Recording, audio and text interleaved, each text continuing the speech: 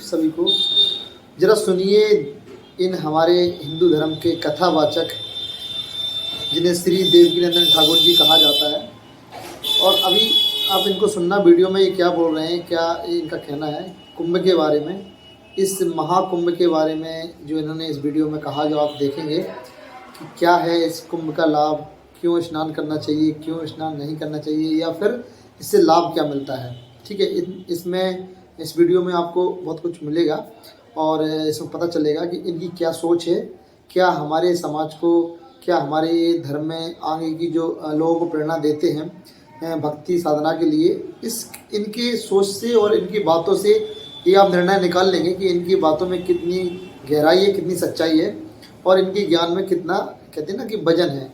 तो कहीं ना कहीं आपको इस वीडियो के माध्यम से जो देवकीनंदन ठाकुर जी हैं वो क्या कहना चाहते हैं कुंभ के बारे में, प्रयागराज में जो कुंभ चल रहा है तो वहाँ पे इनकी कथाएं होने वाली हैं।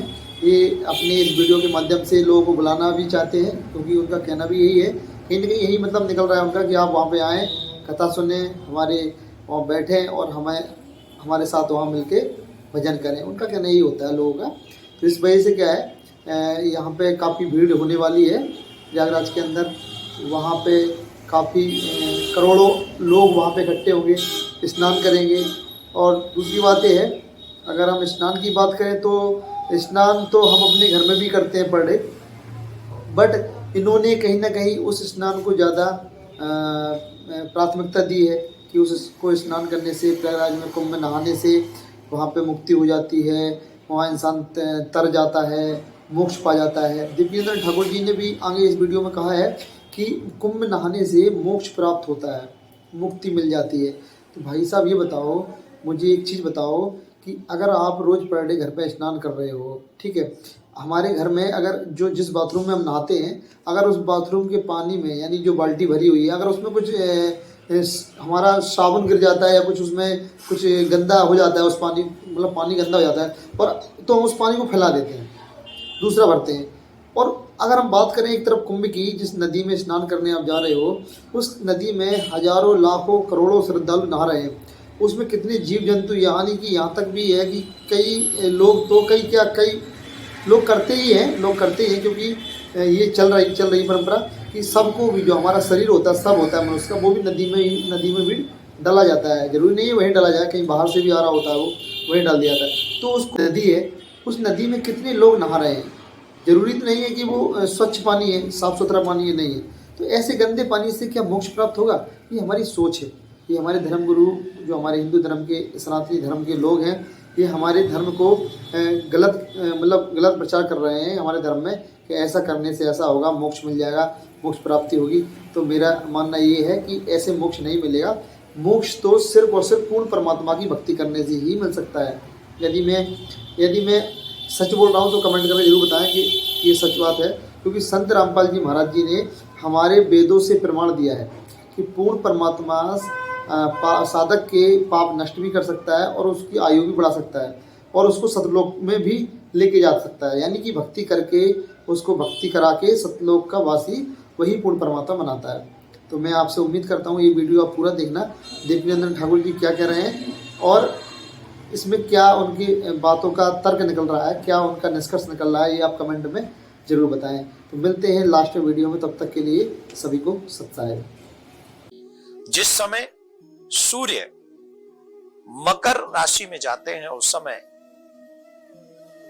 महाकुंभ का दिव्य आयोजन होता है। और ये जो महाआयोजन है कुंभ का, ये साधारण नहीं है, बहुत साधारण नहीं है। ये बहुत बड़ा, देखिए क्या होता है, जब तक हम अपने धर्म को जानते नहीं है, वेद पुराणों को समझते नहीं है, तब तक हमारी समझ में ये सब चीजें आती नहीं है। लेकिन जब समझ में आ जाती हैं तो फिर बहुत महत्व बढ़ जाता है इनका। ये सिर्फ एक सनातनी मेला नहीं है, सनातनी लोगों के लिए एक उत्सव नहीं है, इसका बहुत बड़ा फल है। शास्त्रों में, पुराणों में कहा गया है, अश्वमेघ सहस्त्राणि वाजपाई शतान च लक्ष्य प्रदक्षिणा भूमि कुंभ स्नानेन तत्फलम। जो फल 1000 अश्वमेध यज्ञ करने से प्राप्त होता है, हजारों वाजपेयी यज्ञ करने से जो फल प्राप्त होता है और 1,00,000 बार पूरी पृथ्वी की परिक्रमा करने से जो फल प्राप्त होता है, वो फल मात्र कुंभ के स्नान से प्राप्त हो जाता है, वहां कल्पवास करने से प्राप्त हो जाता है। वहां जो मनुष्य आप अपने कल्याण के लिए जो वहां पर निवास करते हैं, स्नान करते हैं, हरिनाम गुणानुवाद करते हैं, जब देवता भी मनुष्य बनकर आते हैं, तो सोचिए 1,00,000 बार आपने पृथ्वी की परिक्रमा कर ली, इसका इतना बड़ा फल है। आप लोगों ने देखा राम कथा के माध्यम से, चाहे वाल्मीकि रामायण हो, चाहे रामचरितमानस हो, इन दोनों में प्रयागराज का विशेष वर्णन किया गया है। जिस समय भगवान श्री राम वनवास काल में, जब ऋषि भरद्वाज के आश्रम में, भरद्वाज मुनि बसहि प्रयागा जनहि राम पद अति अनुरागा, अति अनुरागा, जब भरद्वाज ऋषि के आश्रम में जाते हैं, गंगा में स्नान करते हैं, तो इसका और भी महात्मा बढ़ जाता है। भरद्वाज ऋषि ने भी कहा है, जो इस समय कुंभ के समय या मकर संक्रांति के समय इस त्रिवेणी में स्नान करेगा, उसे पृथ्वी के समस्त पुण्यों का फल प्राप्त हो जाएगा।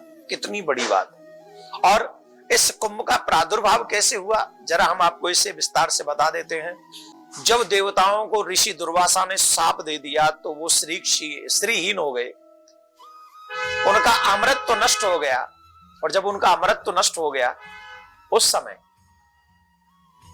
देव गुरु बृहस्पति के कहने पर दैत्य और देवताओं ने, नारायण के कहने पर दैत्य और देवताओं ने समुद्र मंथन किया, और समुद्र में जो अमृत निकला, धन्वंतरी जब अमृत कलश लेकर आए, कलश माने कुंभ, जब उस कुंभ को लेकर प्रकट हुए, तो दैत्य और देवता एक दूसरे से छीनने लगे।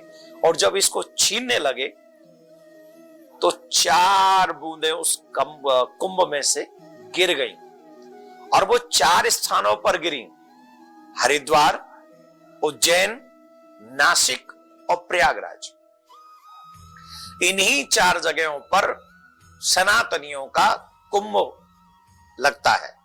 और इस बार जो प्रयागराज में कुंभ है, 144 साल बाद ऐसा शुभ मुहूर्त आया। कितनी? 144 साल बाद। तो हम सभी सनातनियों के लिए ये मंगलमय है। और मैं स्वयं वहां पर रहने वाला हूं, जहां लगातार 3 कथाएं, पहली भागवत कथा 20 तारीख से लेकर 26 तक, दूसरी श्री राम कथा लगातार है 28 तारीख से, फिर शिव महापुराण की कथा 14-15 फरवरी तक मैं वहीं पर रहने वाला हूं। आप सबसे भी यही निवेदन करूंगा, मानव जीवन का एक ही फल है, पुनरपि जन्मम पुनरपि मरणम पुनरपि जननी जठरे शयनम। बार बार जन्म लेने, बार बार मरने से छुटकारा प्राप्त जो मनुष्य कर लेता है, वही मानव जीवन का सबसे बड़ा परम चरम लक्ष्य है, वही उपलब्धि है। उससे बड़ी उपलब्धि कुछ नहीं हो सकती। हम राजा बलि जैसे दानी नहीं हो सकते, वो भी पृथ्वी छोड़ के चले गए। हम हरिश्चंद्र जैसे सत्यवादी नहीं हो सकते, लेकिन वो भी पृथ्वी छोड़कर चले गए। इस ब्रह्मांड में चाहे आपको जो भी प्राप्त हो जाए, एक दिन तो पृथ्वी छोड़ के जाना ही है। तो जब जाना ही है, तो उस परम चरम लक्ष्य को प्राप्त करें, और वो कुंभ में स्नान करने से, भजन करने से, वहां पर निवास करने से सहज में ही प्राप्त हो जाएगा। तो इतना बड़ा कुंभ का महात्मा है, इसे शब्दों में वर्णन नहीं किया जा सकता है। जो इस कुंभ में इस कुंभ में जो स्नान करते हैं, उन्हें सब कुछ प्राप्त हो जाता है, मुक्ति तक प्राप्त हो जाती है। तो मैं जा रहा हूं महाप्रयाग कुंभ, आप भी आइए।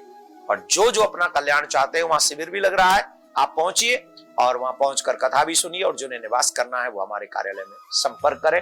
सुनिए संत रामपाल जी महाराज जी का ज्ञान कि कुंभ मेला के बारे में क्या संत रामपाल जी महाराज जी ने इस वीडियो में बताया है। जब हरिद्वार में कुंभ लगा था, आप संत रामपाल जी महाराज जी के मुखबिंद से खुद सुनिए कि कितना इस ज्ञान के अंदर कितनी ताकत है, कितना सच्चा ज्ञान है। और आज तक किसी धर्मगुरु ने, किसी हिंदू धर्म गुरु हैं, किसी मंडलेश्वर हैं, विद्वान हैं, उन्होंने आज तक किसी ने खोल के नहीं बताया है।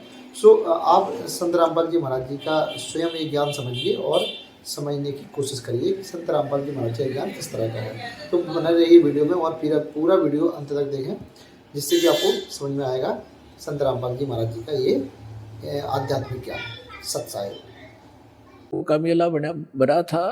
ये तीनों गुणों के उपासक, रजगुण ब्रह्मा, सतगुण विष्णु, तमगुण शिव जी। तो विशेषकर ये एक बार कुंभ के मेले के पर्व का संयोग हुआ था इनके अनुसार हर की पैड़ी पे। और पुण्यात्मा यहाँ गांव गांव में, नगर नगर में देखा इन चिमटे गाड़ के, धोने ला कर, राख रमा के, बड़ी बड़ी जटार माला पैर के, सोचा महात्मा पड़े होंगे। अब वहां जाकर कुंभ के मेले पे जब ये क्या करते हैं, गिरी एक ग्रुप में, पुरी न्यारे, नागा अलग से, सन्यासी न्यारे, वैष्णो अलग से, ये सब अपने अपने ग्रुप में वहां इकट्ठे हो जाते हैं। कनपाड़े न्यारे, बिना कनपाड़े नाथ अलग से। और वहां ये क्या करते हैं कि जो समय होता है स्नान करने का, जिस भी सरोवर में ये बनाते हैं अपना जुगाड़ सा, तो हर की पैड़ी हरिद्वार में बन गया एक बार, बहुत पहले की बात है। तो ये स्नान करने के लिए वहां पहुंच गए अपने अपने ग्रुप में। जब वह पर भी लगी थी तो सबसे पहले नागा चले गए हर की पैड़ी पे, सब वो स्नान करने लगे, कई हजार थे। पीछे से वैष्णो साधु आगे, विष्णु जी के उपासक, और नागा थे तमोगुणी श्री शंकर जी के उपासक। अब वैष्णु ने कहा कि नागाओं पहले हम स्नान करेंगे, हम त्यागी और बैरागी हैं, हम स्वच्छ हैं, शुद्ध हैं, विष्णु जी के उपासक हैं, हम उत्तम हैं, हम सर्वश्रेष्ठ हैं। नागा कहने लगे हम सर्वश्रेष्ठ हैं, हम त्यागी और बैरागी हैं, और हम तन पे कपड़ा भी नहीं रखते हैं, और हम सब पहले स्नान करेंगे।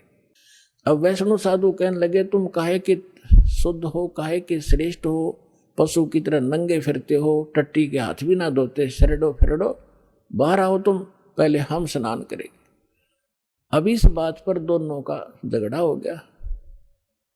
वहां इतिहास गवाह है कि उस समय ये जिनको हम संत मान्या करते थे, 25,000 कटका मर गया, आपस में कत्लेआम कर दिया, गंगा का पानी लाल कर दिया इन्होंने। उसका विवरण दे रहे हैं गरीबदास साहिब जी के, तीर तुपक तलवार कटारी जमदड़ झोर बधावे हैं, और हर पैड़ी हर हेत नहीं जाना। हर की पैड़ी कहें, भगवान के प्रति श्रद्धा नहीं नालायकों की, हर पैड़ी हर हेत नहीं जाना, वहां जाते एक जलावे हैं, और काटे शीस नहीं दल करना, ये जग में साध कहावे, और जो जन इनके दर्शन को जावे उनको भी नरक पठावे। ऐसे गुरु का चेला फिर ईसाई होगा जैसे ये जालिम है। तो इसलिए परमात्मा कहते हैं यो भी बैदा है, और बैदे से भेद लेदा, यो भी बैदा। तो इस प्रकार पुण्यात्माओं आप इस सत्संग में आते रहिए, और इस ज्ञान को बड़े ध्यान से सुनना, आजीवन आपके काम आवेंगी ये बातें। एक तो ये गाइडलाइन है कि ये साधना करनी चाहिए, ये ना करनी चाहिए। ये प्रमाण कहा हमारे सदग्रंथ साक्षात दास पैरेलल बताता है कि जो साधना श्रीमद् भगवत गीता में है वो उसके सत्र का ज्ञान, वो कंप्लीट नहीं है। कंप्लीट स्पिरिचुअल नॉलेज और कंप्लीट मेथड ऑफ वर्शिप सूक्ष्म वेद में है। वेद भी कहते हैं वो इनसे अलग ज्ञान है, और गीता जी भी कहती है कि वो ज्ञान अलग है जिसमें कंप्लीट स्पिरिचुअल नॉलेज है। सभी यज्ञों की, धार्मिक अनुष्ठानों की विस्तार से जानकारी हो भगवान ही बताता है करके, और वो तत्वदर्शी संत के पास है, उनसे पूछो। तो भगवान कबीर साहब है, 600 साल पहले वो बताए गए थे उस सूक्ष्म वेद को। ये तत्वदर्शी संत, ये दास है, और अपना कल्याण कराओ।